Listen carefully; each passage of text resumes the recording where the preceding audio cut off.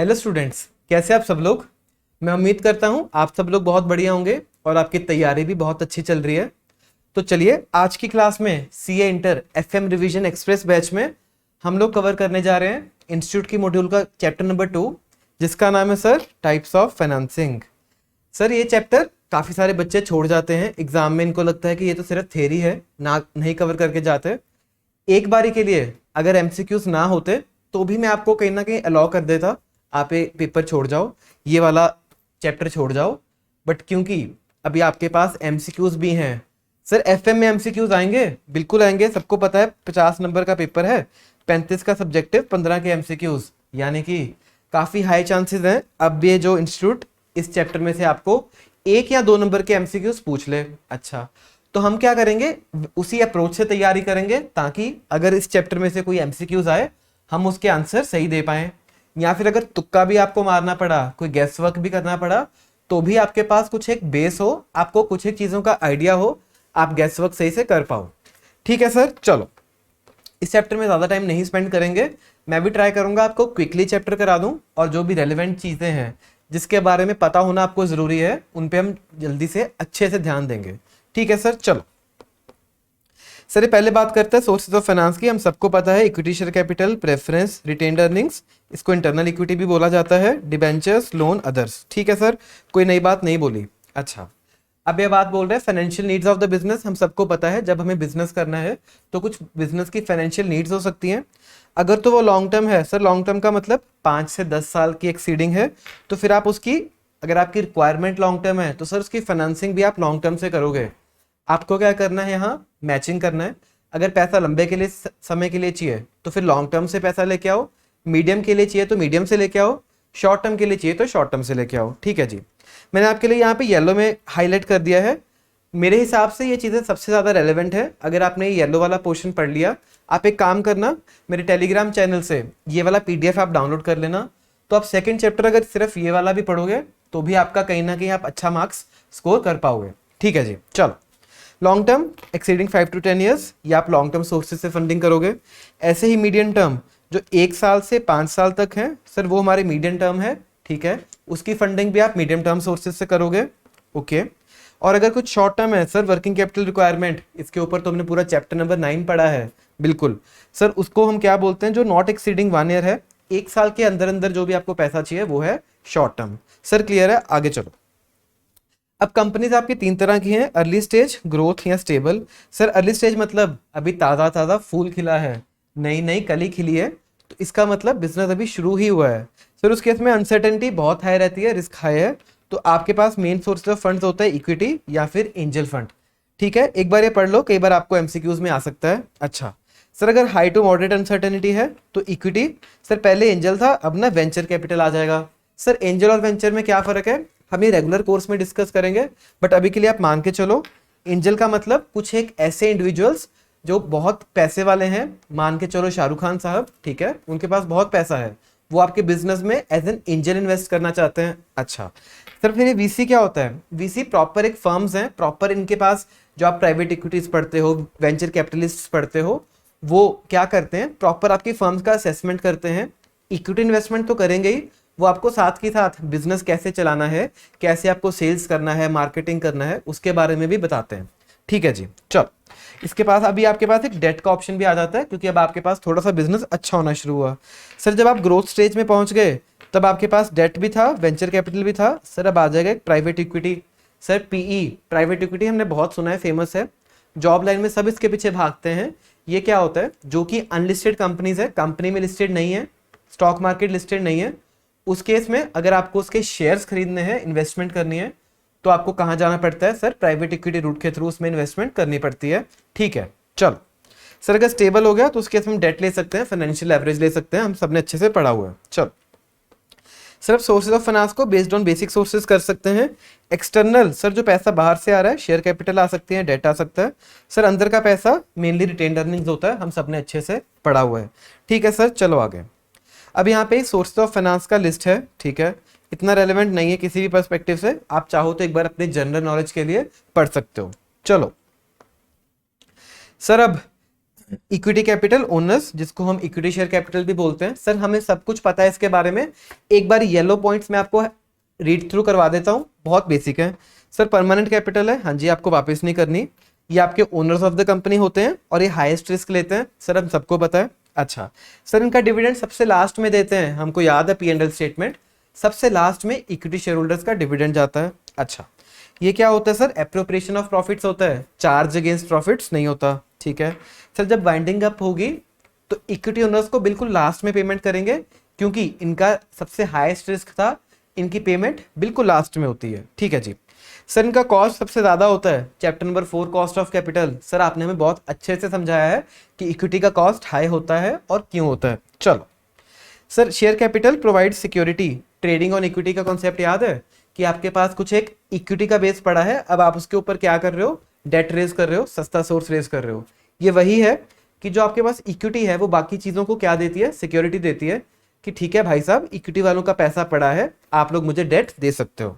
चलो सर, इसके एडवांटेजेस क्या है? परमानेंट है, रिडीम नहीं करना। ठीक है, कंपनी का फाइनेंशियल बेस बढ़ाती हैं, एक आपको स्ट्रक्चर प्रोवाइड करते हैं जिसके ऊपर आप बाकी कैपिटल सोर्सेज खड़े कर सकते हो। नॉट ऑब्लाइज्ड लीगली टू पे कंपनी डिविडेंड्स, हम सबको पता है। और अगर आपको ज्यादा पैसे चाहिए तो बाद में आप एक राइट इशू निकालो, एग्जिस्टिंग शेयर होल्डर से और भी पैसा आप उठा सकते हो। सर क्लियर है? चलो सर, इसके कुछ नुकसान भी हैं। हाँ जी, ये बहुत ज्यादा रिस्की होती है, हम सबको पता है। अगर आप नए इशू इक्विटी करोगे तो आपके पास जो ऑलरेडी ईपीएस है वो कम आएगा। क्यों? क्योंकि नंबर ऑफ शेयर्स बढ़ जाएंगे। अगर आपके प्रॉफिट्स सेम स्पीड से नहीं बढ़े तो हो सकता है आपका नुकसान हो जाए। ठीक है सर, ऐसे ही अगर आप न्यू शेयर्स इशू करोगे तो आपके जो एग्जिस्टिंग शेयर होल्डर्स हैं उनका कंट्रोल, उनकी ओनरशिप डाइल्यूट हो जाएगी। ठीक है जी, चलो सर, प्रेफरेंस क्या होता है? हम सबको पता है, इनको प्रायोरिटी मिलती है both in the regard of dividend भी और वाइंडिंग अप पे भी।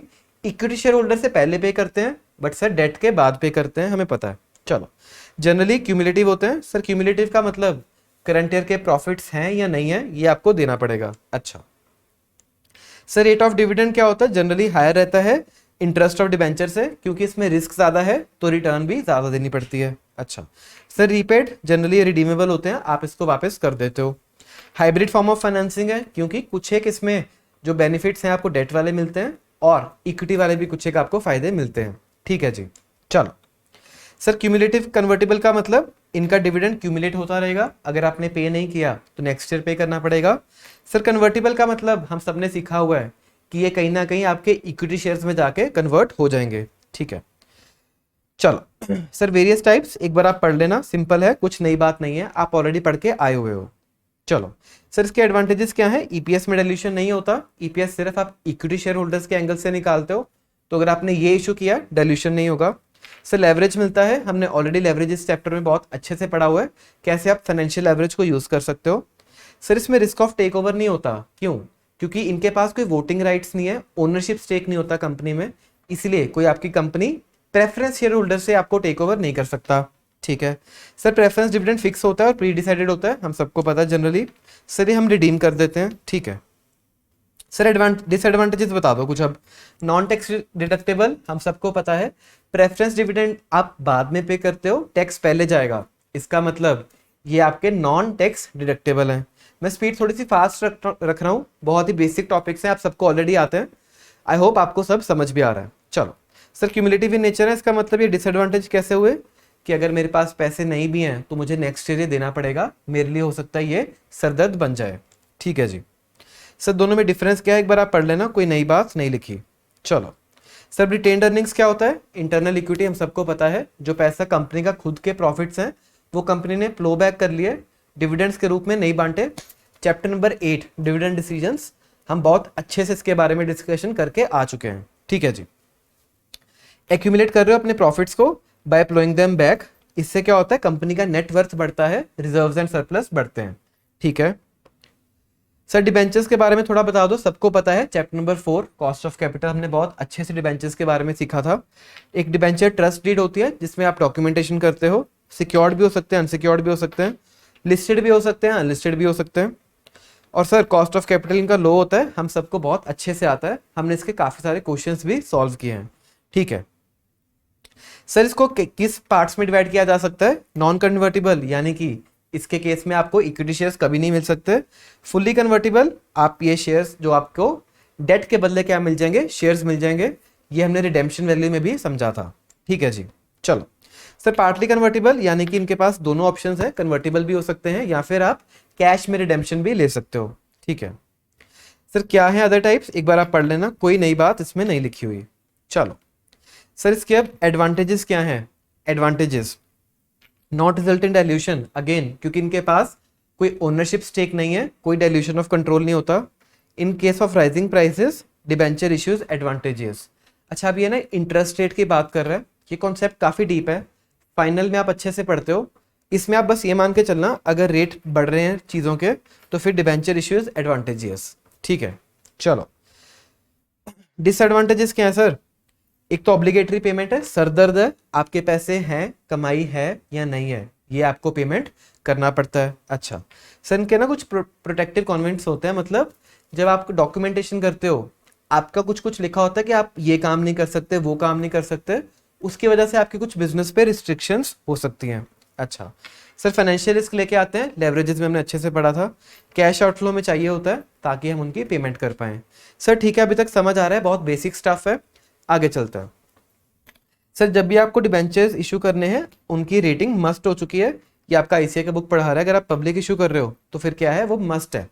ठीक है जी सर, दोनों में डिफरेंस क्या है आप एक बार पढ़ लेना, कोई नई बात नहीं लिखी हुई है। चलो सर, बॉन्ड क्या होता है, सिमिलर टू डेट होता है, क्या फर्क है यहाँ पे।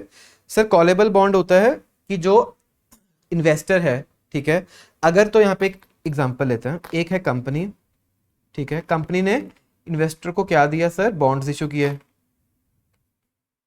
ठीक है, अब कॉलेबल क्या होता है, ये कंपनी क्या कर सकती है, इन्वेस्टर को लगा सकती है कॉल, भाई साहब ये जो मैंने आपको बॉन्ड दिए थे ये मुझे वापस करके आओ और मुझसे इसके बदले आप ले जाओ कैश। अच्छा सर, कॉल कौन कर सकता है, कंपनी के एंगल से एक ऑप्शन होता है, कंपनी क्या कर सकती है, जो इश्योर है वो क्या कर सकता है, इन्वेस्टर से बॉन्ड वापस ले सकता है बिफोर मैच्योरिटी। अच्छा सर, पुटेबल क्या होता है, पुटेबल में हमने इसको राइट दिया कि इन्वेस्टर भाई साहब आप कंपनी को कभी भी जाके उसके सिर पे ये बॉन्ड्स मार के आना, उसको बोलना ये लो बॉन्ड्स अपने वापस, मुझे दो कैश।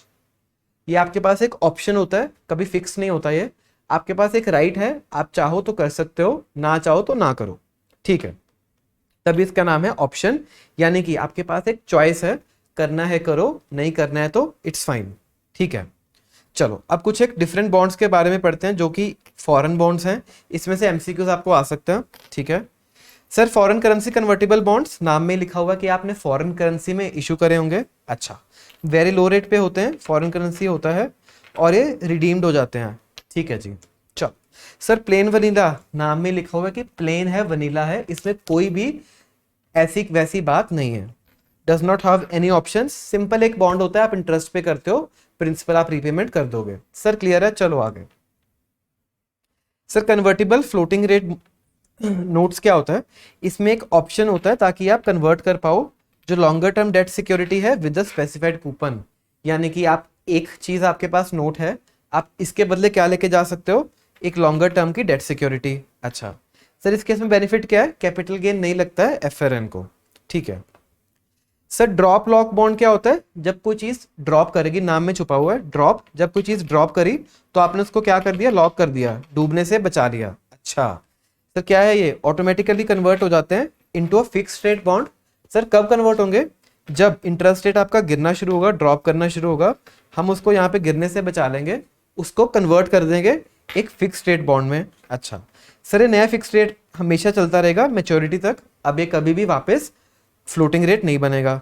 अच्छा सर, डिफरेंस क्या है कन्वर्टिबल में और ड्रॉप लॉक में, जो ये वाला है सर ये वाला है आपके पास लॉन्ग ऑप्शन स्ट्रक्चर और दूसरे वाला क्या है, शॉर्ट ऑप्शन स्ट्रक्चर। सर ये लॉन्ग और शॉर्ट क्या होता है, अगेन ये कॉन्सेप्ट थोड़े से डीप हो जाएंगे, अभी के लिए आप एमसीक्यूज के लिए एक बार ये लाइन को पढ़ के चले जाना। ठीक है sir, variable rate demand obligations, sir ये क्या होता है, इनकी नॉमिनल मैच्योरिटी है, मैच्योरिटी बहुत ही नॉमिनल रहता है। अच्छा, ये आप लोग सेल कर सकते हो अपने ट्रस्टी को at par plus accrued interest, तो कहीं ना कहीं ये पुट की तरह बात कर रहा है कि जो होल्डर है वो सेल कर सकता है इस ऑब्लिगेशन को अपने ट्रस्टी को, इनके पास एक ऑप्शन होता है वो एग्जिट कर लें। सर ठीक है, आपने सही समझा दिया, वेरिएबल रेट डिमांड ऑब्लिगेशंस, ठीक है सर। आगे चलो, यील्ड कर्व नोट, यानी कि कुछ यील्ड से रिलेटिंग होगा इसका। अच्छा सर, कब यूज करते हैं? जब आपको हेज करना है इंटरेस्ट रेट को, इंटरेस्ट रेट की यील्ड को जब आपको हेज करना है तब आप ये नोट यूज करोगे। ये इन्वेस्टर जो है आपका इनवर्स फ्लोटर, उसकी तरह भी काम करता है सर। क्लियर है? चलो सर, अब यूरो बॉन्ड्स क्या होता है? कुछ ये यूरोप से रिलेटिंग है, कुछ इसका यूरोप से लेना देना है? बिल्कुल नहीं, इसका जस्ट एक नाम यूरो बॉन्ड है। इसका मतलब क्या होता है कि जो कंपनी इशू कर रही है वो किसी और कंट्री में है, जो बॉन्ड्स किसी करेंसी में इशू किए हैं वो किसी और कंट्री के हैं, और जिस कंट्री में बॉन्ड्स इशू किए हैं वो किसी और करेंसी में है। अच्छा सर, इसका मतलब सब कुछ अलग अलग है तो उसका नाम यूरो डाल दिया। एक एग्जांपल लेते हैं, एक ब्रिटिश कंपनी है, मतलब वो ब्रिटिश की कंपनी है, उसने जर्मनी में इशू किए, सर वहां क्या चलते हैं? यूरोस चलते हैं, यहाँ पे पाउंड्स चलते हैं। सर इशू किस में किए? यूएसडी करेंसी में, यानी कि ना वो करेंसी इशूअर की, ना वो करेंसी जिसमें आपने इशू किया उसकी, एक थर्ड करेंसी में आपने बॉन्ड्स इशू कर दिए। सर क्लियर है? इसका nothing to do with euro है, इसका यूरो से लेना देना कोई नहीं है। चलो सर, अब बात करते हैं कुछ इंडियन बॉन्ड्स की। चलो सबसे पहले तो बात करेंगे मसाला बॉन्ड की। सर मसाला इंडिया है, नाम से पता चल रहा है कुछ इंडियन की बात हो रही है। सर ये रूपी डोमिनेटेड बॉन्ड होते हैं, यानी कि जब ये बॉन्ड इश्यू होंगे तो आईएनआर करेंसी में होंगे, ठीक है। सर म्यूनिसिपल बॉन्ड्स, जब कोई आपकी अर्बन म्यूनिसिपल्स, आपके कॉर्पोरेट्स नहीं, कॉर्पोरेट्स की बात नहीं हो रही है यहाँ पे, सिर्फ जब आपके अर्बन इंफ्रास्ट्रक्चर के लिए कुछ म्यूनिसिपल बॉन्ड्स इशू करती हैं, लोकल गवर्नमेंट बॉडीज आपकी ये इशू करती हैं, ठीक है। Sir government bonds, treasury bonds क्या होते हैं? जब गवर्नमेंट ऑफ इंडिया या फिर आरबीआई या कोई स्टेट गवर्नमेंट या कोई गवर्नमेंट का डिपार्टमेंट इसको इशू करे तो ये तब गवर्नमेंट बॉन्ड्स कहलाते हैं, ठीक है सर। चलो सर, अब लोन्स की बात कर लेते हैं कुछ एक, ये आप चाहे तो पढ़ लेना, बस वैसे इतना रेलेवेंट ये नहीं है, ठीक है। चलो sir, loan from commercial banks, जो आपके नॉर्मल बैंक्स हैं, यानी कि आपका SBI bank, ICICI bank, sir ये किस तरह के लोन देते हैं? अच्छा सर, ये लोन देते हैं आपको, लॉन्ग टर्म लोन भी देते हैं ताकि आप नया बिजनेस सेटअप कर सको, और ये आपको long term working capital requirement के लिए भी लोन देते हैं। याद करो चैप्टर नंबर 9, तब हमने सोर्सेज ऑफ फाइनेंसेस उसमें भी ये पढ़ा था, ठीक है सर। चलो सर, अब ब्रिज फाइनेंस क्या होता है? नाम से लिखा हुआ क्या? ब्रिज। अच्छा मतलब सर कुछ यहाँ पे भी शायद नदी होगी, ये बीच में हमने ब्रिज बना दिया, कुछ यहाँ पे सड़क है। अच्छा तो ये जो ब्रिज है ये क्या है? बीच वाला टाइम है जो आपको इधर और इधर कनेक्ट करता है। अच्छा मान के चलना आपके पास क्या है, लोन सैंक्शन कर दिया, आपको किसी बड़े इंस्टीट्यूशन ने आपको लोन सैंक्शन कर दिया, बट अभी डिसबर्समेंट नहीं हुई। अच्छा मतलब जो भी टाइम पीरियड है between the sanction of the loan and the disbursement of the loan, आप ड्यूरिंग दिस पीरियड आप क्या करोगे? ड्यूरिंग दिस बीच वाले पीरियड में लोन ले लोगे ताकि आप अपने पैसे को जल्दी से जल्दी इस्तेमाल करना शुरू कर पाओ। अच्छा सर, ये रीपेड हो जाते हैं out of the term loan, जब आपको वो बैंक उधर से लोन दे देगा तब आप ये ब्रिज फाइनेंस वाला लोन वापस कर दोगे। सर जनरली सिक्योर्ड रहते हैं और इनका रेट ऑफ इंटरेस्ट थोड़ा सा ज्यादा रहता है क्योंकि शॉर्ट टर्म के लिए आपने लोन लिया है। सर क्लियर है? चलो सर, अब वेंचर कैपिटल क्या होता है? आपने एक बार आइडिया दे दिया था हमें, थोड़ा सा अच्छे से पढ़ लेते हैं अब उसको। जब आप न्यू हाईली रिस्की वेंचर में इन्वेस्टमेंट करती है कोई वीसी फर्म, तब ये क्वालिफाइड एंटरप्रेन्योर्स इन्वेस्ट कर रहे हैं, तब आपका वीसी कहलाता है। जनरली इक्विटी फाइनेंस होता है, लॉन्ग टर्म के लिए इन्वेस्टमेंट करते हैं ग्रोथ ओरिएंटेड फंड्स फर्म्स में। अच्छा सर, ये जो इन्वेस्टर है ना, ये पैसा तो आपको देता ही है, but sales strategy, business management expertise वगैरह भी देता है। शार्क टैंक याद आया? शार्क टैंक आप सबने देखा होगा, तब उसमें क्या होता है, वो कहीं ना कहीं वीसी ही है, वो आपको पैसा भी देते हैं, साथ ही साथ कुछ एक स्ट्रेटजीज भी देते हैं, आप अपना बिजनेस अच्छे से चला पाओ। सर क्लियर है? समझ आया? चलो आगे। सर इनके मेथड्स क्या रहते हैं? या तो वे इक्विटी दे देंगे, बट 49% से ज्यादा उनको इक्विटी नहीं दे के आनी। याद है शार्क टैंक का गेम? बोलते हैं अगर 49 से ज्यादा आपको ही होल्डिंग दे दी तो फिर आप ओनर्स बन जाओगे, वो ओनर्स हम उनको नहीं बनाना चाहते। अच्छा सर, कंडीशनल लोन क्या होता है? हमने उनको लोन लिया बट किसी कंडीशन पे कि रॉयल्टी हम पे करेंगे after the venture is able to generate sales, यानी कि अभी पैसा कोई नहीं देंगे, जब सेल्स होगी उसमें से आप रॉयल्टी ले लेना, और इस पे कोई इंटरेस्ट भी नहीं देंगे, ठीक है। सर इनकम नोट क्या होता है? जब आप दोनों इंटरेस्ट और रॉयल्टी ऑन सेल्स दोगे, बट दोनों ही कम कम रेट पे हैं, यानी कि आप रॉयल्टी भी दोगे और इंटरेस्ट भी दोगे, बट दोनों का रेट कम होगा। अच्छा सर, पार्टिसिपेटिंग डिबेंचर्स क्या होता है? जब स्टार्टअप फेज चल रहा है तब तो कोई इंटरेस्ट नहीं चार्ज करेंगे, ठीक है, आप अपना बिजनेस चलाओ, शुरू कर रहे हो, बट जब आपके पास थोड़ा बिजनेस अच्छा चलना शुरू हो गया तब हम आपसे कुछ एक पैसा चार्ज करना शुरू करेंगे लो रेट ऑफ इंटरेस्ट पे, और अगर आपका सही चल रहा है बिजनेस तो फिर हम हाई रेट ऑफ इंटरेस्ट पे पैसा आपसे चार्ज करेंगे। तो पार्टिसिपेट कर रहे हो, जैसे जैसे आपका बिजनेस ग्रो कर रहा है वैसे वैसे आप उससे इंटरेस्ट भी चार्ज कर रहे हो। ठीक है सर। सर अब डेट सिक्योरिटाइजेशन का होता है, एक बार के लिए क्विकली समझा देता हूँ, फाइनल में आप ये बहुत अच्छे से पढ़ते हो। सर ये है कंपनी, मान के चलो सर आईसीआईसी बैंक है, ठीक है। एक हमने बनाई एसपीवी। एसपीवी क्या है? स्पेशल पर्पस व्हीकल, जिसको हमने बनाया ही किसी स्पेशल काम के लिए है। सर फिर एक यहाँ पे है पार्टी इन्वेस्टर। अच्छा सर आईसीआईसी बैंक ने ना कितने सारे कार लोन दे रखे हैं, मान के चलो सर एक बंदा, दो बंदे, ऐसे करके ना काफी सारे लाखों बंदे हैं जिनको लोन दे रखे हैं। तो इसमें क्या होगा सिक्योरिटाइजेशन में, आईसीआईसी बैंक क्या बोलेगा, ये सारे के सारे कार लोन इसको सेल कर देगा एसपीवी को। अच्छा सर एसपीवी के पास पैसे कहाँ से आएंगे? एसपीवी क्या करेगी, कुछ एक यहाँ पे इंस्ट्रूमेंट्स बनाएगी, ठीक है, वो इसको सेल कर देगी इन्वेस्टर को, जिससे इन्वेस्टर के पास एक इन्वेस्टमेंट ऑप्शन नया आ गया कि वो इनमें इन्वेस्ट कर सके। इसको यहाँ से पैसा मिला एसपीवी को। अब एसपीवी ने यहाँ पे आईसीआईसी बैंक को पैसा पे कर दिया, भाई साहब ये लो पैसा, अब ये कार लोन से पैसा मैं लूंगी। अच्छा समझ आया? एक बार के लिए मोटा मोटा हमने समझा what is the process of securitization. ठीक है, आप एसपीवी क्रिएट करोगे ताकि आप पैसे रेज कर सको और आपके लोन्स बैलेंस शीट से खत्म हो जाएंगे, यानी कि सर ये लोन आप डी रिकॉग्नाइज कर दोगे, ये जो आपको कैश मिलेगा वो आप रिकॉग्नाइज कर लोगे। क्लियर है? सर इन्वेस्टर्स का क्या फायदा है, इनको यहाँ पे एक इन्वेस्टमेंट करने का चांस मिला ये डाइवर्सिफाइड पूल में। ठीक है जी। चलो लीज फाइनेंसिंग क्या होता है आप सबको ऑलरेडी पता है, दो तरह की मेन लीजेज होती हैं, ऑपरेटिंग लीज और फाइनेंशियल लीज। शॉर्ट टर्म के लिए लीज अगर बहुत हाई लेवल पे बताऊं, ऑपरेटिंग लीज। जो लॉन्ग टर्म के लिए चलती है जिसमें आप ओनरशिप स्टेक भी लेते हो बाद में, सर वो है फाइनेंसिंग लीज। आप पढ़ लेना पॉइंट्स, आप सबको आते हैं, लीज में आपने अच्छे से पढ़ा हुआ है। चलो मैंने हाईलाइट कर दिया आप सबके लिए ताकि आपका इजी रहे।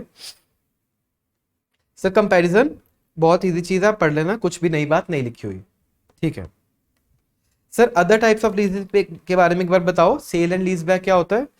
अब यहाँ पे क्या है, तीन पार्टीज होंगी फिर से। सर ये है लेसर जिसके पास है एसेट। अच्छा सर ये है लेसी, अब इसके पास क्या है, एसेट इसने लीज पे ले रखा है। अच्छा अब क्या होगा, आप क्या करोगे, ये तो नॉर्मल लीज ट्रांजेक्शन है। सेल एंड लीज बैक में क्या होगा, सर मैं हूं एसेट का ओनर और एक पार्टी है, ठीक है, मैं इसको क्या बोलूंगा, ये मुझसे एसेट खरीद लो। से पहले मैंने उसको वो एसेट सेल कर दिया, फिर सेम एसेट मैंने बोला भाई साहब वो मुझे सेम एसेट आप क्या कर दो, लीज पे दे दो।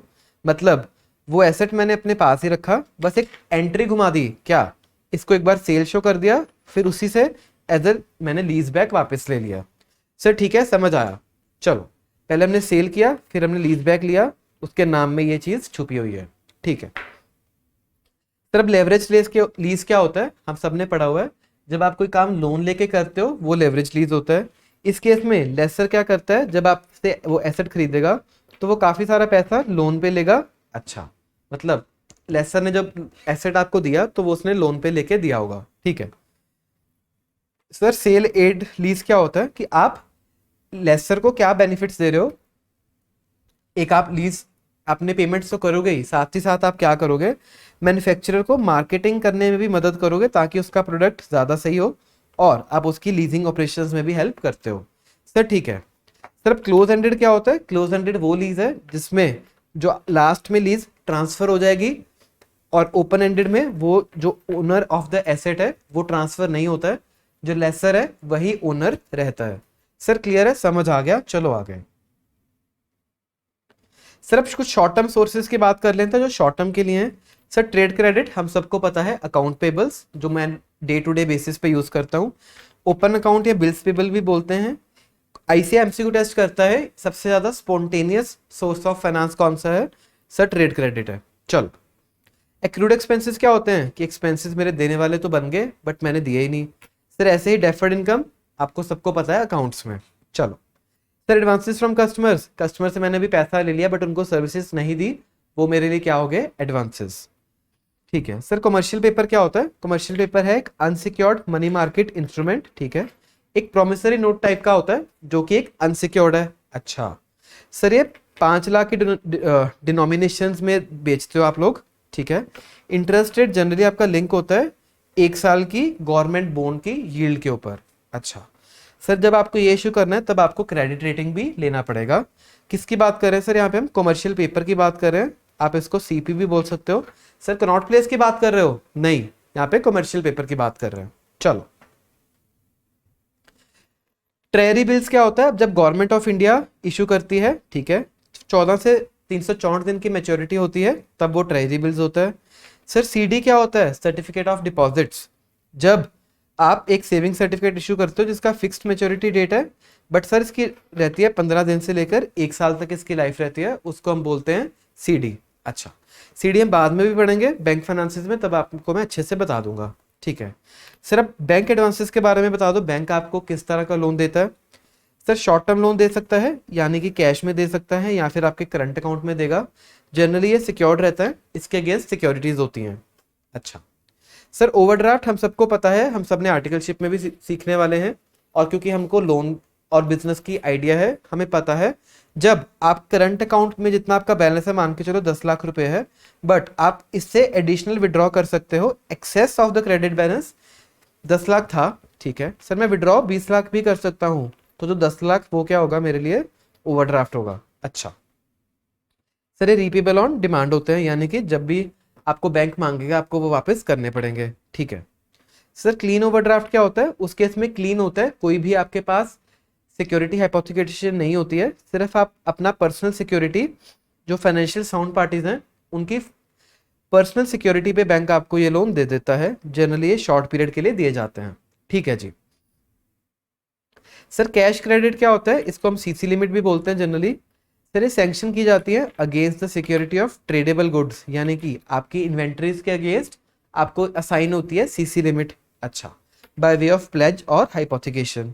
ठीक है, ऐसे ही एक एडवांस अगेंस्ट द गुड्स है, जो आपके पास इन्वेंट्रीज पड़ी हैं, जो पैसा आपके पास स्टॉक पड़ा है, उसके अगेंस्ट आप एडवांसेस ले सकते हो। सर क्लियर है?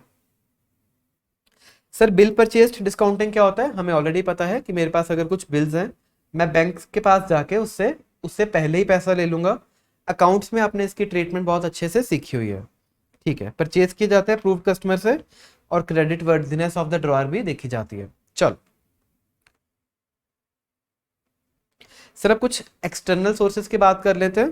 प्री शिपमेंट फाइनेंस क्या होता है? यानी कि जब आप एक्सपोर्ट कर रहे हो, अभी आपने शिपमेंट नहीं की, बट आप उसको उससे पहले ही लोन चाहिए। अच्छा सर, तब दिया जाता है जब आपके पास एक फर्म एक्सपोर्ट ऑर्डर है, यानी कि एक ऑर्डर आपके पास आ गया और वो कंफर्म्ड ऑर्डर है, वो आप ऑर्डर दोगे ही दोगे। अच्छा, एक आपके पास फॉरेन बायर है, क्योंकि एक्सपोर्ट का केस है, फॉरेन बायर होगा।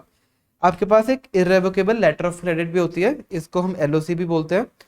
क्या होता है सर? डिस्कस करना थोड़ा सा डिफिकल्ट है यहाँ पे, आप मान के चलो एक इररेवोकेबल लेटर ऑफ क्रेडिट होना चाहिए। अच्छा sir, liquidated with in 180 days, ज़्यादा से ज़्यादा इसकी 180 डेज की लाइफ होती है, और ये शॉर्ट टर्म एडवांस है। अच्छा सर, अब इसकी कुछ एक एग्जांपल बता दो। सबसे पहले तो क्लीन पैकिंग क्रेडिट। अच्छा, ये क्या है? ये बोलता है कि जब आप प्रोडक्शन कर लोगे, अच्छा, of the firm export order और letter of the credit without exercising any charge और कंट्रोल ओवर रॉ मटेरियल्स और फिनिश गुड्स। मतलब आपके पास एक ऑर्डर आया, एक डॉक्यूमेंट आया कि सर ये मेरा ऑर्डर है एक्सपोर्टर्स के पास, तो आप इसी के बेसिस पे लोन ले सकते हो, आपको कुछ और सिक्योरिटी देने की जरूरत नहीं है। अच्छा sir, packing credit against hypothecation of goods, मतलब इसमें आपके जो गुड्स हैं वो हाइपोथिकेट बैंक कर लेगा। ओके, ताकि आपके पास सिक्योरिटी आ जाए और कुछ वो आपके पास मार्जिन भी रखेगा। ठीक है sir, packing credit against pledge of goods, मतलब सर इसमें आप गुड्स की क्या कर रहे हो? प्लेजिंग कर रहे हो। अच्छा, जो आपने एक्सपोर्ट के लिए फिनिश गुड्स तैयार कर लिए, आपके पास पड़े हुए हैं, बट आपने अभी शिपमेंट नहीं की, तो उसके अगेंस्ट आप क्या कर सकते हो? प्लेज कर सकते हो। सर इस केस में जो पोजेशन है गुड्स का, वो बैंक के पास चला जाता है। ठीक है सर, अब ईसीजीसी गारंटीज क्या होती है? अगर आपने सुना हुआ है तो ईसीजीसी एक एक्सपोर्ट क्रेडिट गारंटी कॉर्पोरेशन है, जो कि आपको लोन देती है। ठीक है, एक्सपोर्टर को ही लोन देती है मैन्युफैक्चर करने के लिए, ताकि आपका एक्सपोर्ट बढ़े। अच्छा सर, फॉरवर्ड एक्सचेंज कॉन्ट्रैक्ट क्या होता है? जब आप एक फॉरेन करेंसी में डील कर रहे हो, तब आप ऑलरेडी एक फॉरवर्ड एक्सचेंज कॉन्ट्रैक्ट में एंटर कर जाते हो, ताकि आपको अगर करेंसी के रेट्स में ऊपर नीचे हो, आपको उसका इम्पैक्ट ना आए।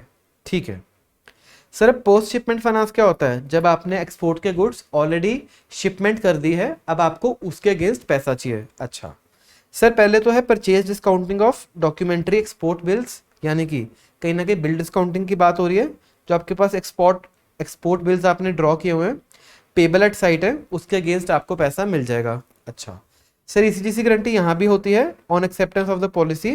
वो आपको एक लिमिट से साइन कर देती है जहां तक आप पैसा यहाँ से लेके आ सकते हो। Sir advance against export bills sent for collection कुछ नहीं है। जब आपने बिल्स कलेक्शन के लिए भेज दिए तो ड्यूरिंग दिस पीरियड भी आप पैसा रेज कर सकते हो। Sir duty drawbacks, cash subsidy, ये सब आप इनडायरेक्ट टैक्सेस में पढ़ते हो। जो पैसा आपको गवर्नमेंट से मिलेगा बट अभी नहीं मिला, उसके अगेंस्ट आप बैंक से लोन ले सकते हो। सर क्लियर है? ठीक है, आप हाई लेवल पे बता रहे हो बट एमसीक्यू पर्सपेक्टिव से आपके पास इतनी इन्फॉर्मेशन सफिशिएंट रहेगी। चलो sir, an advance so availed by an exporter is required to be liquidated with in 180 days. तो ये भी कहीं ना कहीं शॉर्ट टर्म फंडिंग होगा, 180 डेज के आसपास इसकी लाइफ रहती है। चलो सर, इंटर कॉर्पोरेट डिपॉजिट्स मतलब एक कंपनी दूसरी कंपनी को लोन दे रही है, कंपनी कंपनी आपस में खेल रहे हैं, इंटर कंपनी हो रहा है। अच्छा, जनरली शॉर्ट पीरियड के रहता है, 6 मंथ्स के लिए रहता है। सर सर्टिफिकेट ऑफ डिपॉजिट्स आप कह रहे थे बाद में बताएंगे। हाँ जी, अब सुन लो सर, ये क्या है? टाइम डिपॉजिट जैसा होता है, यानी कि आपका बैंक एफडी जैसा होता है, बट इसमें कोई फिक्स रेट ऑफ इंटरेस्ट नहीं होता, यानी कि रेट ऑफ इंटरेस्ट आपका हो सकता है चेंज होता रहे।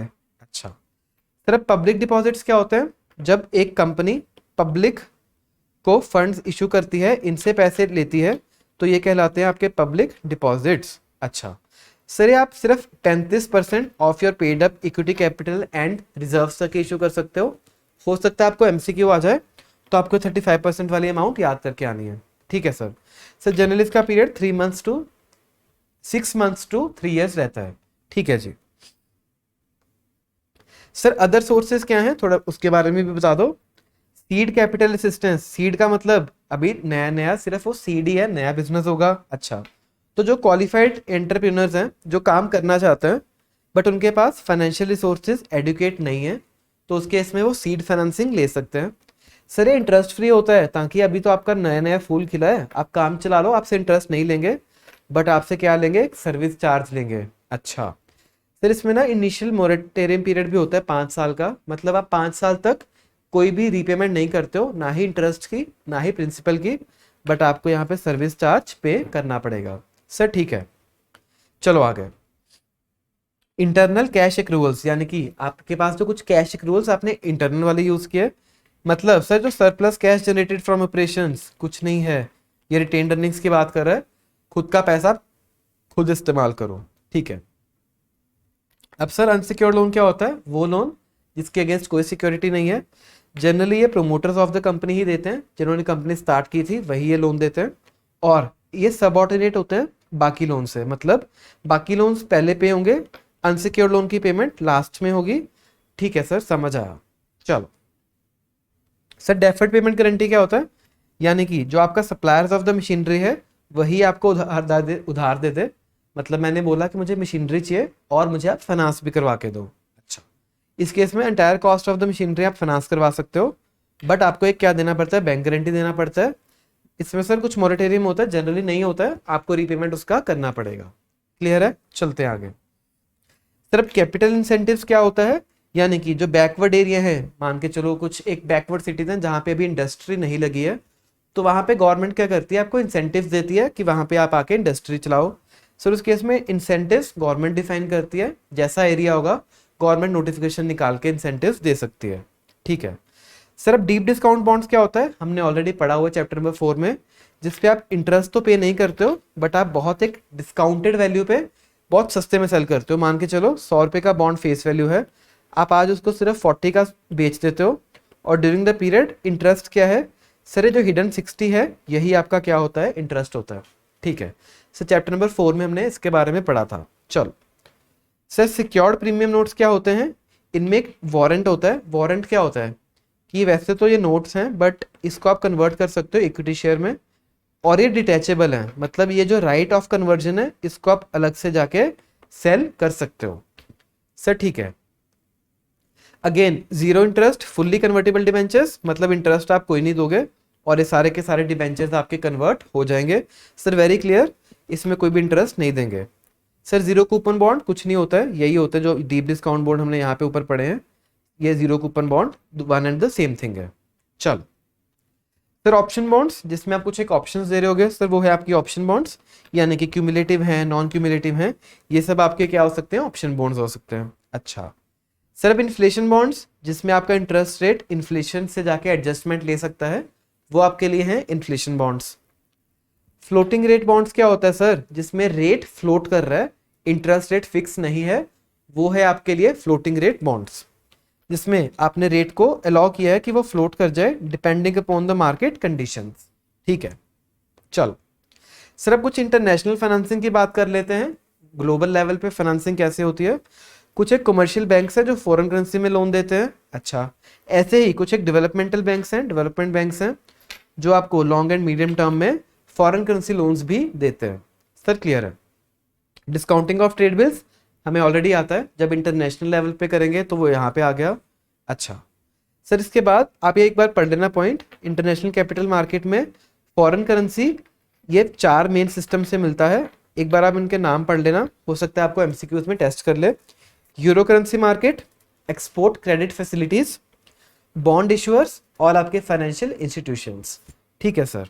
चलो सर यूरो डॉलर डिपॉजिट्स क्या होता है, जनरली डॉलर डिनोमिनेटेड होते हैं, मतलब सर ये जनरली यूएसडी टर्म्स में होते हैं। और time deposits available at foreign branches of US banks. अच्छा सर यूएस बैंक की कोई फॉरेन ब्रांच में जब उसने यूएसडी टर्म्स में कोई बॉन्ड इशू किया तो वो हो जाएगा आपका यूरो डॉलर बॉन्ड। अच्छा सर अब ईसीबी क्या होता है, एक्सटर्नल कमर्शियल बोरिंग्स, यानी कि कोई पर्सन इंडिया में बैठा इंडिया के बाहर से लोन लेके आएगा, उसको क्या बोलते हैं सर, ईसीबी। अच्छा सर ये नॉन रेजिडेंट लेंडर से आप पैसा उठाते हो, जिसमें मिनिमम एवरेज मेच्योरिटी कम से कम 3 साल के लिए आपको पैसा उठाना पड़ता है। सर ये 2 रूट्स होते हैं इसके, आईसीएस का एमसीक्यू टेस्ट करता है, या तो ऑटोमेटिक रूट से आ सकता है या फिर अप्रूवल रूट से भी आ सकता है। ऑटोमेटिक रूट कि मतलब आपको किसी की परमिशन की जरूरत नहीं है, आप बाहर से पैसा ले आओ। अप्रूवल रूट में आपको गवर्नमेंट या आरबीआई से एक बार जाके अप्रूवल लेना पड़ेगा कि मैं बाहर से पैसा लाना चाहता हूं, क्या मैं ला सकता हूं या नहीं। ठीक है जी चलो आगे। सर यूरो बॉन्ड्स हमने ऑलरेडी पढ़ लिया है। फॉरेन बॉन्ड्स क्या होते हैं, यानी कि जो आप इशू कर रहे हो फॉरेन कॉर्पोरेशंस, मतलब अगर इंडिया में कोई बाहर वाली कंपनी आके बॉन्ड्स इशू करेगी वो क्या हो जाएगा, फॉरेन बॉन्ड्स हो जाएगा। अच्छा तो ये डिनोमिनेट किए जाते हैं in the currency of the country जहां पे इशू किए जाएं, मतलब ये बॉन्ड्स आईएनआर में इशू होंगे अगर कोई बाहर वाली कंपनी इंडिया में आके बॉन्ड्स इशू करेगी। सर क्लियर है। फुल्ली हेज्ड बॉन्ड्स क्या होते हैं, जिसके अगेंस्ट आपने पूरी हेजिंग कर रखी है, यानी कि आप इसको फॉरवर्ड मार्केट्स में इसके अगेंस्ट ऑलरेडी आप सेलिंग करके आ चुके हो। सर अब मीडियम टर्म नोट्स क्या होते हैं, यानी कि आप several lots of bonds issue कर सकते हो, जिसमें आपके पास डिफरेंट फीचर्स हैं, मतलब जरूरी नहीं है कि आपको एक ही बार में इशू करना है, आप डिफरेंट लॉट्स में वो बॉन्ड्स को जब चाहे इशू कर सकते हो। ठीक है। फ्लोटिंग रेट में हमने ऑलरेडी पढ़ लिया, इंटरेस्ट रेट फिक्स नहीं होता है, वो एडजस्ट किया जाता है, जैसे मार्केट होगी एक्सचेंज रेट होगी उस हिसाब से आपका फ्लोटिंग रेट रहेगा। अच्छा सर यूरो कमर्शियल पेपर क्या होगा, अगेन ये लेस देन 1 ईयर है और ये यूएसडी डॉलर्स में जनरली डेजिग्नेट किया जाता है। ठीक है। Sir foreign currency option, again यहाँ पे ऑप्शन की बात की जाएगी, मतलब आपके पास राइट है, आप कर सकते हो, बट कोई ऑब्लिगेशन नहीं है, आप चाहे उसको खरीद लो या आप उसको बेच लो। सर क्लियर है। सर अब फॉरेन करेंसी फ्यूचर्स क्या होता है, फाइनल में पढ़ोगे। फ्यूचर्स आपका ऑब्लिगेशन है, बस ये चीज ध्यान रखना, और ऑप्शन क्या है आपका सर, एक राइट है। अच्छा चलो sir euro convertible zero bonds का मतलब सर इसमें जीरो इंटरेस्ट है, कोई इंटरेस्ट हम नहीं देंगे और कहीं ना कहीं ये कन्वर्टिबल है। क्लियर है। सर इक्विटी वारंट का मतलब आपने बताया कि कुछ वारंट अटैच्ड है कि उसके अगेंस्ट आपको इक्विटी शेयर्स मिल सकते हैं, अगेन सर इसमें इंटरेस्ट होता है और ये वारंट्स जनरली डिटैचेबल है। क्लियर है। सर अब ईएसजी बॉन्ड्स क्या है, environmental social and governance link bonds, यानी कि वो बॉन्ड से आप जो पैसा उठा रहे हो वो आप ईएसजी पर्पसेस में यूज करना चाहते हो। अच्छा जब आपको सोशल रिस्पॉन्सिबल इन्वेस्टिंग करनी है तो आप इन बॉन्ड्स में पैसा इन्वेस्ट कर सकते हो। 3 तरह के होते हैं ग्रीन बॉन्ड्स, जब आपको ग्रीन प्रोजेक्ट्स में इन्वेस्ट करना है, इन्वायरमेंट को लेके, कुछ कार्बन को लेके कुछ आपको काम करना है। सर सोशल बॉन्ड्स क्या होते हैं, जब आपको किसी सोशल कंसर्न के लिए पैसे में इन्वेस्टमेंट करनी है। और सस्टेनेबिलिटी लिंक क्या होते हैं, इन दोनों का कॉम्बिनेशन। ठीक है सर। चलो सर अब एडीआर्स क्या होते हैं? एडीआर होते हैं जब कोई इंडिया की कंपनी है, ठीक है, उसको अमेरिका की मार्केट में अपने शेयर्स लिस्ट करवाने हैं। कंपनी इंडिया की है, यहीं पे है, अमेरिका न्यूयॉर्क स्टॉक एक्सचेंज में उसने शेयर्स अपने लिस्ट करवा दिए, तो वो क्या बनेंगे? एडीआर्स बनेंगे। नॉन यूएस कंपनी, इंडिया की कंपनी ने लिस्ट करवा दिए यूएस एक्सचेंज में अपने शेयर्स, ठीक है। सर अब जीडीआर्स क्या होते हैं? अमेरिकन मार्केट को छोड़ के किसी भी और स्टॉक एक्सचेंज पे अगर किसी को इंडियन कंपनी ने अपने लिस्ट करवा दिए, जीडीआर हो जाएगा।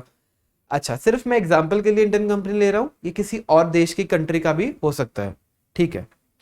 नेगोशिएबल सर्टिफिकेट्स होते हैं, इसके अगेंस्ट आप स्पेसिफिक नंबर ऑफ शेयर्स रखते हो और वो स्टॉक ट्रेड होते हैं in the exchange of any other country. मान के चलो चाइना हो गया, जापान हो गया, आप किसी और कंट्री में अपने जीडीआर लिस्ट कर सकते हो। क्लियर है सर? सबसे ज्यादा ये ट्रेड किए जाते हैं यूरोपियन कंट्रीज में, सबसे ज्यादा ये लंदन में लिस्टेड है। क्लियर है? चलो सर अब आईडीआर्स क्या होते हैं? ऐसे ही जब किसी बाहर वाली कंपनी को इंडिया में अपने शेयर्स लिस्ट करवा के इधर से पैसा रेज करना है, तब क्या होंगे सर? आईडीआर्स होंगे। सर लिस्टिंग शेयर्स की होती है? नहीं, लिस्टिंग यहाँ पे होगी आईडीआर की। अच्छा, foreign companies can issue IDRs to raise funds from the Indian capital markets. ठीक है सर, सही समझ आ गया हमें, सबको चैप्टर्स आपने अच्छे से बता दिया। चलो अब बात करेंगे कुछ कंटेम्प्रेरी सोर्सेज ऑफ फंडिंग की। सर क्राउड फंडिंग हमने ना कई बार इंस्टाग्राम पे देखा है, लोग बोलते हैं कि चलो फंड करते हैं, किसी रिक्वायरमेंट के लिए फंडिंग होती है, तब क्या होता है? एक ग्रुप ऑफ पीपल, एक क्राउड आता है, वो आपके लिए फंडिंग कर देता है, generally via internet, social media. अच्छा सर इक्विटी फंडिंग क्या होता है? क्राउड ने फंडिंग तो कर दी, बट अब क्राउड क्या चाहती है कि आप उसके अगेंस्ट आप उसको इक्विटी शेयर्स भी दोगे। अच्छा sir peer to peer lending क्या होता है? एक मार्केट प्लेस बन जाता है, यहाँ पे ये मार्केट है, यहाँ पे मेरे को पैसा चाहिए, मैं बोल देता हूँ मुझे पैसा चाहिए, जिसके पास पैसा एक्स्ट्रा पड़ा है वो यहाँ पे आएगा, बोल देगा अच्छा मेरे पास पैसा पड़ा है, तुम ये पैसा उठा लो। यानी कि पीयर टू पीयर आप क्या कर रहे हो? लेंडिंग कर रहे हो। यहाँ पे लेंडर्स मैच करते हैं आपके बोरोअर्स के साथ। सर क्लियर है? समझ आया?